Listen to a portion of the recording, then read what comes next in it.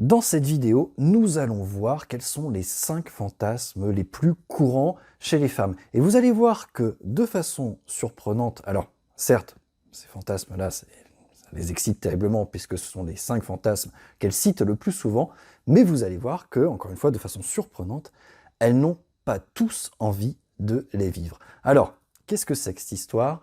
On va voir ça tout de suite. Et pour commencer, j'ai envie de vous raconter une petite anecdote pour introduire cette notion de fantasme. Alors, cette histoire, c'est que récemment, j'ai reçu une femme qui est venue me voir pour manque de désir, pour manque de motivation à avoir des rapports sexuels. Qui, je vous le rappelle, le manque de motivation à avoir des rapports sexuels, c'est le motif principal de consultation chez les femmes. Donc elle vient me voir, elle s'assoit, et puis on commence par faire connaissance, et puis je lui fais l'interrogatoire que je fais à chaque consultation. Voilà, j'ai un petit plan pour essayer de bien déterminer quel est le souci. Et là, dans mes questions, je demande systématiquement, est-ce que vous avez des fantasmes? Et là, elle me regarde un peu bizarrement comme ça, un peu interrogative, et puis elle me fait, mais c'est quoi un fantasme? Alors je lui réponds, moi, vous savez, c'est une pensée excitante, pas forcément quelque chose d'irréalisable ou de complètement exotique, mais c'est juste une pensée qui traverse votre esprit et qui, vous allume votre désir, allume votre excitation. Oui, alors du coup, je fais un petit aparté, ça me permet de vous dire qu'un fantasme, comme je viens de le dire, c'est pas forcément quelque chose de super exotique ou qui ne se réalisera jamais. Il suffit que ce soit une pensée qui allume votre désir sexuel et c'est bon, c'est un fantasme. Donc, ça peut être quelque chose de tout à fait banal. Comme par exemple faire, je sais pas moi, l'amour sur un canapé, ou bien même juste le fait de se souvenir d'une relation sexuelle passée avec votre partenaire. Alors, ceci dit, vous allez voir que les fantasmes les plus souvent cités par les femmes sont beaucoup plus intenses que ça. Donc je reviens à mon histoire. Donc je lui dis, est-ce que vous avez des fantasmes? Je lui explique que c'est juste des pensées excitantes. Elle me dit, non, jamais. J'ai jamais de pensée excitante, je n'ai jamais d'idées sexuelles qui me traversent l'esprit et qui me donnent envie de faire l'amour. Or, les fantasmes, c'est quand même quelque chose d'essentiel dans la sexualité. Ce sont les fondements du désir et du plaisir. Donc vous pouvez imaginer que j'ai tout de suite orienté ma thérapie vers la construction de fantasmes pour cette femme en particulier. Et d'ailleurs, c'est tellement essentiel, cette notion de fantasme, que je l'aborde toujours dans toutes les thérapies que je fais. Et si jamais ça vous intéresse de connaître le détail de tout ce que je fais dans mes traitements, en description, justement, vous avez des vidéos gratuites, par exemple sur l'érection, sur le contrôle de l'éjaculation, ou le manque de désir, en l'occurrence, chez les femmes, sur le vaginisme, sur également comment accéder facilement à l'orgasme pour les femmes. Oui, c'est vrai que c'est un motif de consultation que je retrouve souvent également. Donc voilà, vous avez tout ça en description si vous voulez plus de renseignements. Encore une fois, il y a 1 heure de vidéo gratuite en général. Il y a en plus des formations complètes avec tous les exercices, les agendas, etc., etc. Tout ce que je fais au cabinet, c'est en description. J'ai fait la liste de tous les principaux problèmes sexuels. Il suffit de cliquer pour avoir les renseignements. Et donc, encore une fois, je parle des fantasmes à chaque fois. Tout ça, c'est pour vous dire que les fantasmes, c'est un des piliers de la sexualité et que ça peut se construire. C'est vrai qu'il y a beaucoup de gens qui ne savent pas ça. Les fantasmes, ça se construit, ça vous tombe pas sur le coin de la gueule un beau matin de printemps. Alors, découvrons maintenant quels sont les 5 fantasmes les plus cités par les femmes. Alors, je signale que je tire mes informations d'un bouquin qui a été écrit par Philippe Bruneau, qui est donc sexologue et anthropologue, entre autres, et qui a écrit un bouquin qui s'appelle « L'amour, le sexe et les femmes », où en fait il a fait une enquête sur plus de 3000 femmes, il leur a posé plein de questions, et en particulier sur les fantasmes. Je mettrai la source dans la description également. Alors, 5e fantasme le plus cité, c'est faire l'amour avec une célébrité. Allez, je vous laisse deviner quelles sont les 2 célébrités les plus citées.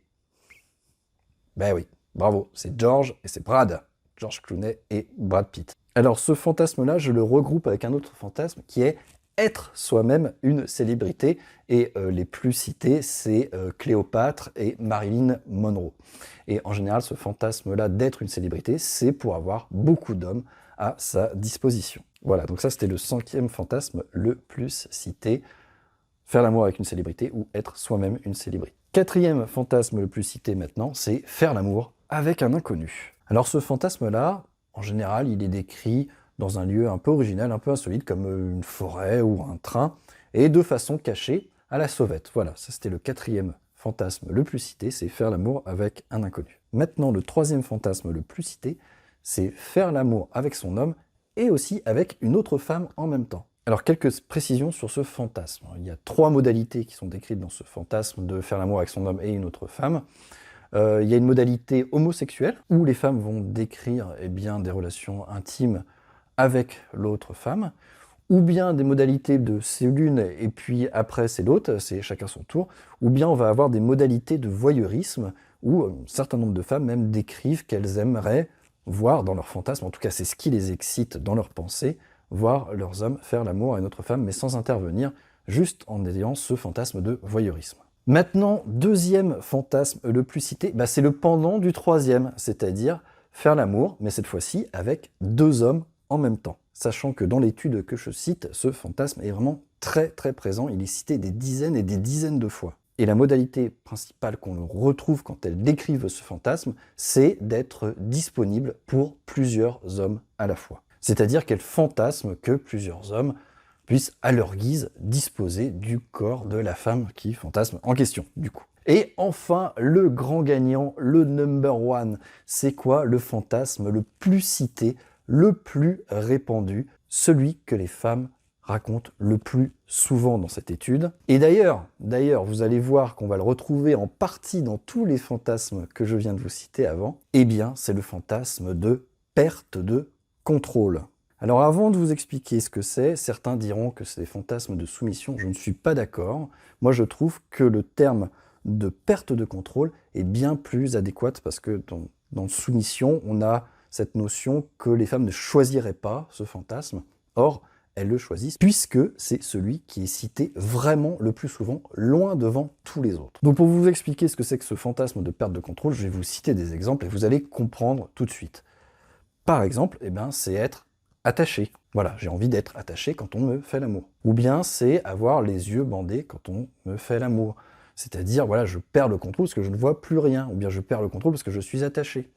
Ou bien c'est être prise par surprise dans une chambre d'hôtel. Je perds le contrôle, un inconnu rentre et me fait l'amour dans la chambre d'hôtel, alors que je ne m'y attends pas. Mais ce fantasme de perte de contrôle, il est aussi engageant pour le partenaire. C'est-à-dire que les femmes décrivent aussi j'ai envie que mon homme soit sauvage avec moi, qu'il fasse ce qu'il veut de moi, que je sois absolument sans défense, ou qu'il me plaque contre un mur pour me faire l'amour. Voilà. Et encore une fois, tout ça, ce sont des fantasmes qui sont cités par les femmes dans cette étude. Et encore une fois, ce fantasme de perte de contrôle, qui explique d'ailleurs bien des choses, j'en parle dans d'autres vidéos, c'est celui qui revient vraiment le plus souvent. Et d'ailleurs, comme je disais, on le retrouve dans les fantasmes que je viens de citer, mine de rien. Regardez, dans le fantasme où elles décrivent qu'elles ont envie de faire l'amour avec 2 hommes, il y a toujours cette notion de « ils peuvent faire de moi ce qu'ils veulent ». C'est encore de la perte de contrôle. Ou bien dans le fantasme de faire l'amour avec un inconnu. C'est souvent cet inconnu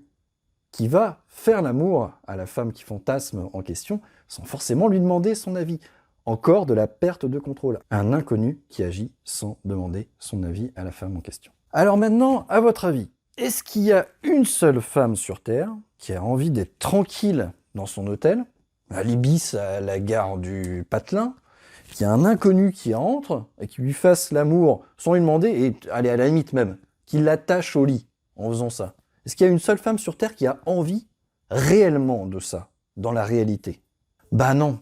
Évidemment que non, pas une seule femme ne veut vivre ça dans la réalité. Et là, ça c'est un point qui est notable, il faut que tout le monde le comprenne, les femmes mais aussi les hommes, c'est que même si c'est des fantasmes qui les excitent beaucoup, parce que ce sont ceux qui sont cités le plus souvent, ce n'est pas du tout pour ça qu'elles ont envie de le vivre dans la réalité. Alors maintenant, il y a quelque chose d'encore plus intéressant d'un point de vue pratique.